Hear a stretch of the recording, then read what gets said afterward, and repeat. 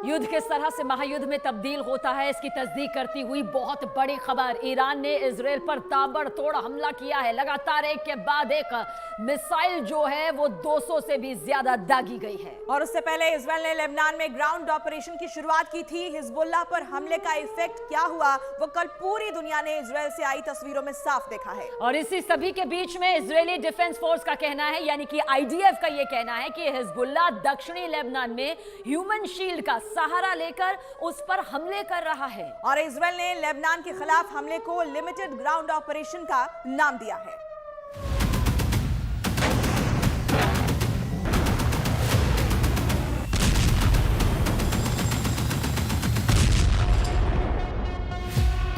तबाही की तस्वीरें आपको गाजा से दिख सकती हैं।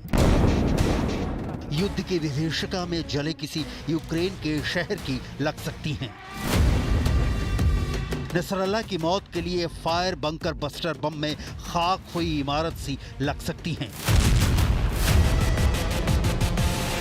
लेकिन ये तस्वीरें इनमें से किसी की नहीं बल्कि दक्षिणी लेबनान की हैं।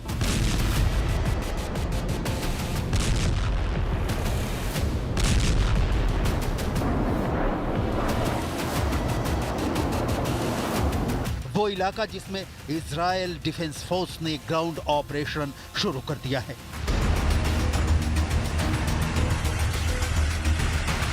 हालांकि इसे लिमिटेड ग्राउंड ऑपरेशन नाम दिया गया है, लेकिन जब चल रहे हों टैंक, बरस रहे हों गोले, तो जद में आएंगे सारे घर। किस एक हिजबुल्लाह का मकान यहाँ थोड़े है। 5 पॉइंट में समझ लीजिए इस वक्त इजराइल और हिजबुल्लाह के बीच क्या चल रहा है।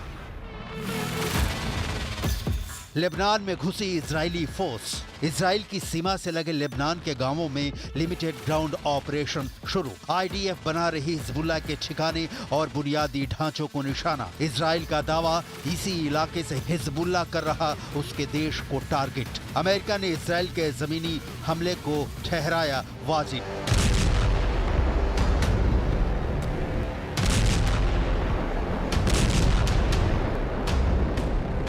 तैयारी तो बहुत पहले हो चुकी थी, लेकिन सोमवार की आधी रात दक्षिणी लेबनान में इजराइल के टैंकों ने कहर बरपाना शुरू कर दिया।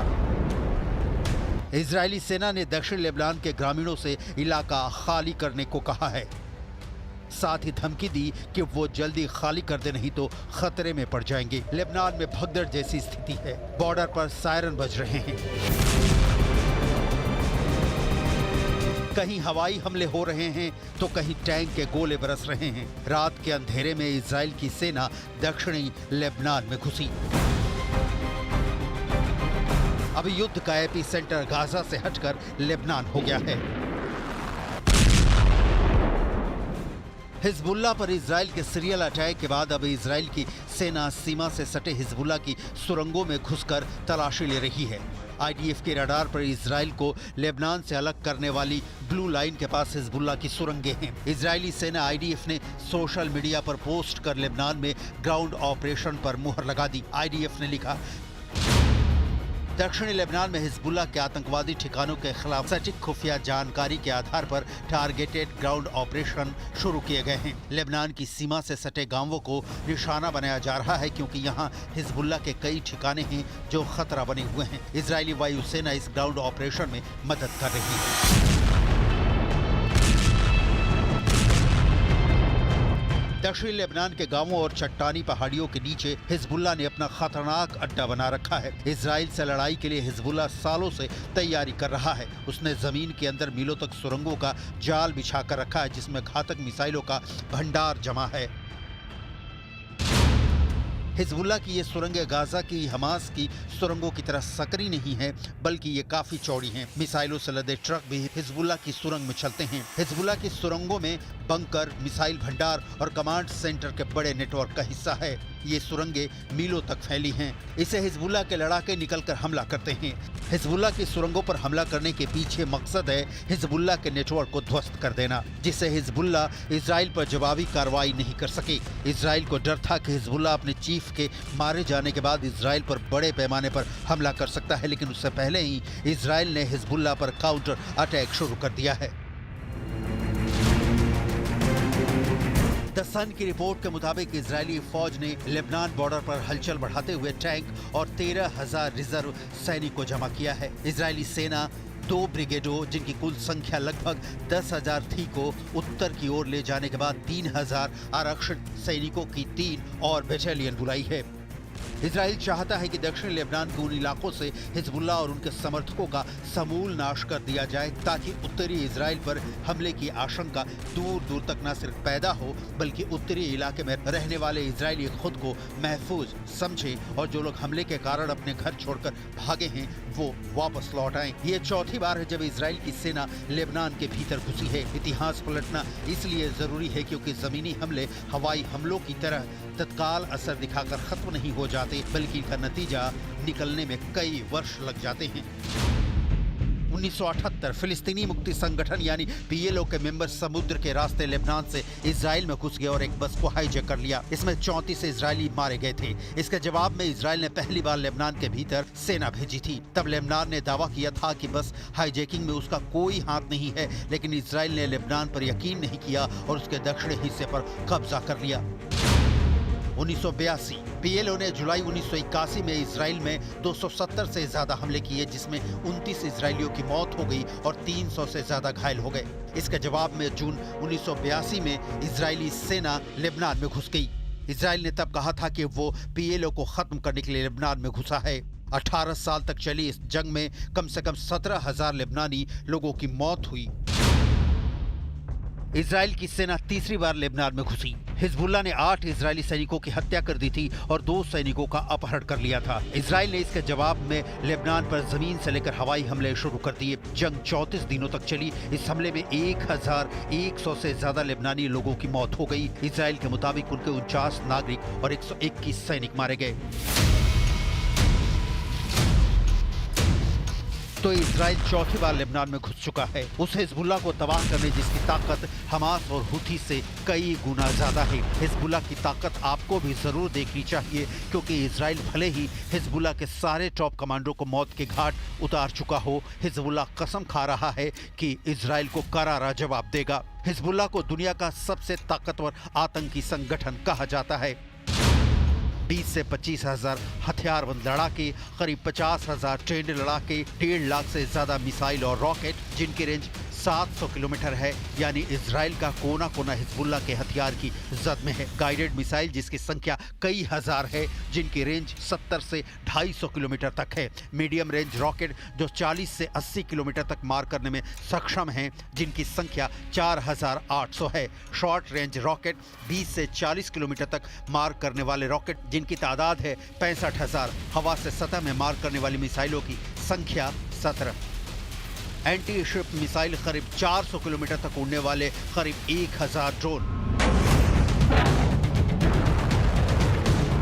लिहाजा नेतन्याहू के लिए हिजबुल्लाह के अंतिम आतंकी के सफाए तक हमले जारी रखना आसान नहीं रहने वाला है। हाँ, अमेरिका इजराइल के हमले में हर कदम उसके साथ है, जो नेतन्याहू की सबसे बड़ी ताकत है। इसीलिए इजराइल ने हमले की प्लानिंग के बारे में अमेरिका को पहले ही बता दिया था, लेकिन अमेरिका को हमले की टाइमिंग नहीं बताई। अमेरिका ने इजराइल की कार्रवाई का समर्थन किया है। लेबनान पर जमीनी कार्रवाई के तुरंत बाद अमेरिकी डिफेंस सेक्रेटरी लॉयड ऑस्टिन ने रक्षा मंत्री योव गैलेंट से फोन पर बात की। इसके बाद लॉयड ऑस्टिन ने कहा, हम सीमा पर अटैक साइट को नष्ट करने की जरूरत पर सहमत हुए, ताकि यह सुनिश्चित किया जा सके कि लेबनान स्थित हिजबुल्लाह 7 अक्टूबर की तरह इजराइल के उत्तरी समुदायों पर हमले नहीं कर सके।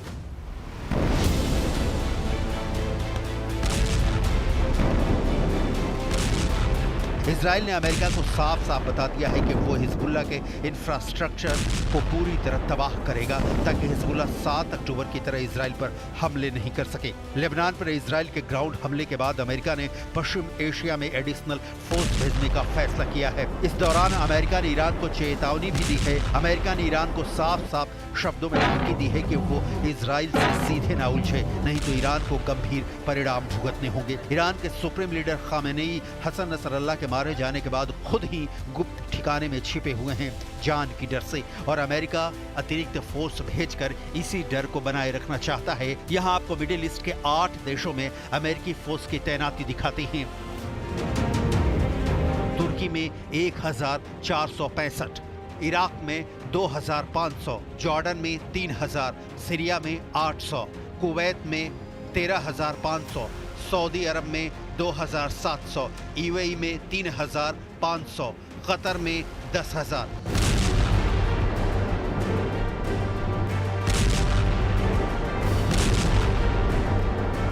ऐसा लग रहा है कि बेनियामिन नेतन्याहू ने अब हिजबुल्लाह को खत्म करने की कसम खा ली है। ऐसे में इजराइल का लिमिटेड ग्राउंड ऑपरेशन कितने समय तक चलेगा, इस बारे में कोई जानकारी नहीं है, लेकिन सेना ने कहा है कि सैनिक हाल के महीनों में मिशन के लिए प्रशिक्षण और तैयारी कर रहे हैं। मतलब गाजा के बाद अब लेबनान युद्ध शुरू हो चुका है।